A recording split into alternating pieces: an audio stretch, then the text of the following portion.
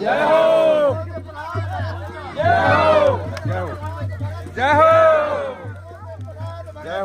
जय हो बर्बादी के परब छिके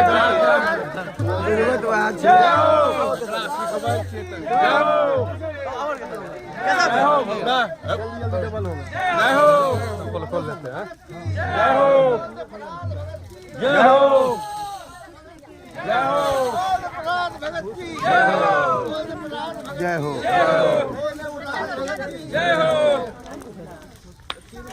जय हो बोले देखो जी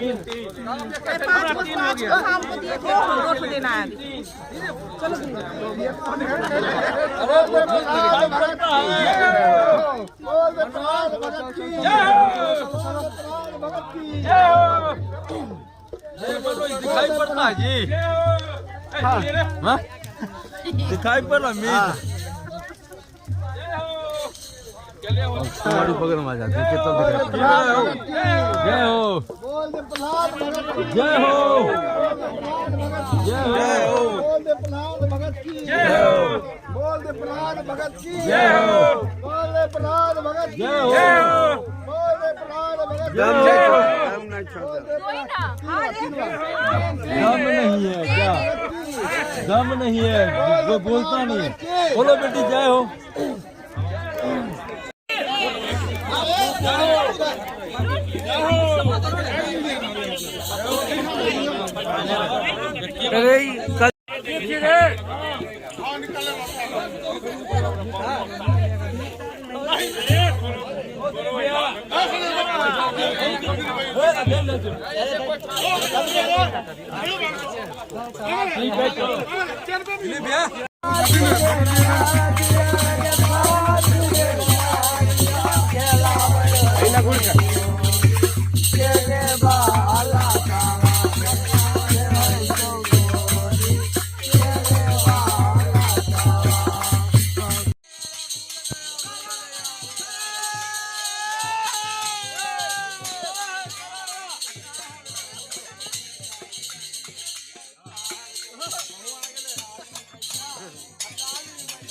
नमस्कार, आप देख रहे हैं तफ्तीश तह तक। मैं मनोज कुमार पटेल।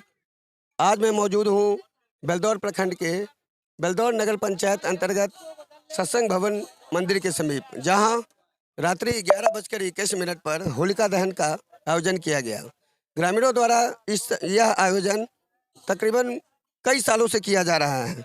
आइए हम जानते हैं यहाँ के ग्रामीणों से और प्रबुद्धों से कि यह होलिका दहन का कार्यक्रम किस प्रकार से किया जाता है और इसके पीछे क्या मान्यताएं हैं।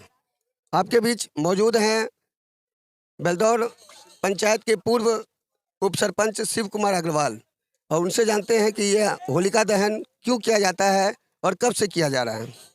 नमस्कार शिव बाबू, आपका स्वागत है तफ्तीश तह तक में। मनोज जी, यह जो होलिका दहन है, यह कब से किया जा रहा है? हम लोग होलिका दहन जो हमारे पूर्वज ही जब से ये होलिका दहन हुई, हिरण्यकश्यप का जो ये प्रहलाद का को मारने का जो जलाने का जो षड्यंत्र था, उस समय से हमारे पूर्वज करते आ रहे हैं और हम लोग भी जो है एक शुभ मुहूर्त में इस पर्व को करते आ रहे हैं। अच्छा, इसमें कुछ खास तरीके आप लोग अपनाते हैं जो यहाँ के लोगों में चर्चा का विषय बना हुआ है, क्या है वह सब तरीका?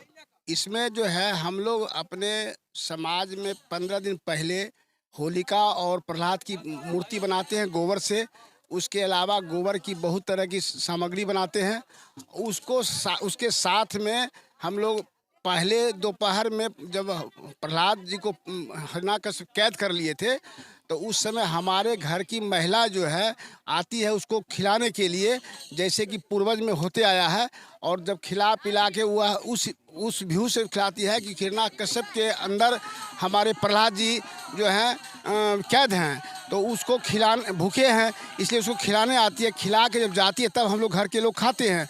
रात में इसका जो उसको हिरण्यकश्यप का जो था कि हमको इसको जलाना है प्रहलाद भगत को, तो होलिका जी के पास एक चादर थी, जिस चादर में होलिका अगर उसको गोद में लेके बैठती थी आगे में, तो वो होलिका का नहीं स्वयं नहीं जलती थी और प्रहलाद जल जाते थे, इसलिए उसको गोद में उनका भ्रम था कि प्रहलाद जल जाए। जल जाएगा, तो उसका भ्रम था। और वो जो है पूरे आग को जला के आके 16 के बीच में गोदी में ले करके हिरण्यकश्यप में ये होलिका जो है प्रहलाद को लेकर बैठ गई। भगवान का ध्यान लगाए प्रहलाद भगत, ऐसा हुआ आंधी इतना जोर चला उसका चादर जो है उड़ करके प्रहलाद को लपट गया, होलिका जल जाती है, प्रहलाद बच जाते हैं। इससे हम लोग यही सोचते हैं कि धर्म के क्षेत्र में अगर धर्म पर जिसको आस्था है, धर्म का विजय होगा, अधर्म का नाश होगा। इसलिए इस पर्व से, इस होलिका दहन से हम लोग को ज्ञान मिलता है कि हम लोग को धर्म के राह पर चलना चाहिए। धर्म पर चलने वाले आदमी को भगवान मदद करते हैं और जो अधर्म पर चलते हैं वो हिरण्यकश्यप मदद करते हैं। हिरण्यकश्यप की मदद से ही होलिका का दहन हुआ है। यहाँ आपके बीच में यहाँ के और एक प्रबुद्ध हैं अशोक अग्रवाल जी, जो वर्षों से होलिका दहन करते आ रहे हैं। आइए इनसे जानते हैं कि इसको लेकर ये लोग क्या तैयारी करते हैं। आपके समाज की ओर से भी कुछ स्पेशल तैयारियां होती हैं? स्पेशल इसमें कुछ भी नहीं है।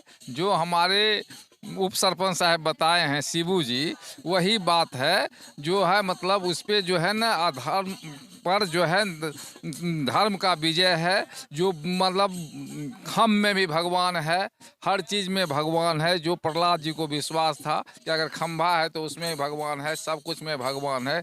उनके पिता कहते थे कि नहीं, वो विष्णु भगवान का पूजा करते थे या भगवान का पूजा करते थे। वो बोलते थे भगवान नहीं है, हम ही सब कुछ है। वो प्रहलाद के बचने से, होलिका के दहन होने से ये स्पष्ट हो गया कि नहीं, प्रहलाद जी हैं, मतलब भगवान है। इस पे धर्म का मतलब विजय होगा और अधर्म का नाश होगा। चलिए, जैसा कि आप लोगों ने जाना कि लोगों को आस्था है कि अगर धर्म की राह पर चलिएगा तो आपका भला ही होगा। आइए अब एक और हैं हमारे बीच में संजय अग्रवाल जी। ये भी बहुत ही बढ़ चढ़ कर हिस्सा लेते हैं इस होलिका दहन में। आइए जानते हैं कि इस होलिका दहन में इनके द्वारा क्या तैयारी की जाती है। तो ये क्या है कि एक तो होलिका दहन जो होती है वो मानवता के लिए एक बहुत बड़ा मिसाल है, जिससे क्या है कि इंसान में सामाजिक मिलन होता है, सबके साथ में जो है सौहार्द का भाव। हाँ, सौहार्द का भाव रहता है। और जो इन्होंने बताया पहले ही कि जिस कारण से ये चीज़ मनाई जाती है वो सब सही है और उस पर सब आदमी को अमल करना चाहिए। और आगे भी इस युवकों को, युवाओं को और बच्चों को आप क्या संदेश देना चाहते हैं? इस होलिका दहन के बाद होली किस तरह मनाया जाए, उसके बारे में क्या कहेंगे? हम तो ये कहेंगे सरल होली मनाई जाए। दारू भांग जो पीते हैं वो सब नहीं पिए तो बेहतर है। और सब में आपस में मेल रहना चाहिए, किसी प्रकार का कोई त्रुटि नहीं होना चाहिए, किसी में द्वेषता नहीं होनी चाहिए, मानवता का परिचय देना चाहिए इंसान को, और यही सबसे बड़ी चीज़ है। तो जैसा कि आपने जाना कि होली जो है वह सौहार्द का पर्व है और लोगों को आपसी जो भेद हैं, जो द्वेष हैं, उसे मिटाकर और मिलकर जो है होली जो है खेलना चाहिए। आपके बीच में एक पैक्स अध्यक्ष भी हैं विदुर जी, जो युवा हैं और युवा नेता भी हैं। विदुर जी बताएंगे कि इस होली को लेकर युवाओं द्वारा क्या तैयारी हो रही है? युवाओं द्वारा कोई तैयारी नहीं हो रही है। युवाओं का होली का बहुत बड़ा पर्व है।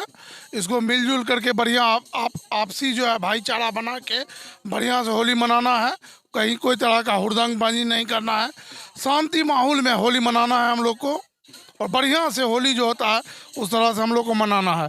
इसलिए होली की सबको हार्दिक शुभकामनाएं हैं और सब जितना भी हम लोग युवा पीढ़ी हैं, हम लोग सब बहुत अच्छे तरीक़ा से और शांति परिवर्तन में होली मनाएंगे। ठीक है, आप देख रहे थे तफ्तीश तह तक। मेरी खबरें आपको कैसी लगती हैं आप कमेंट के माध्यम से हमें बता सकते हैं।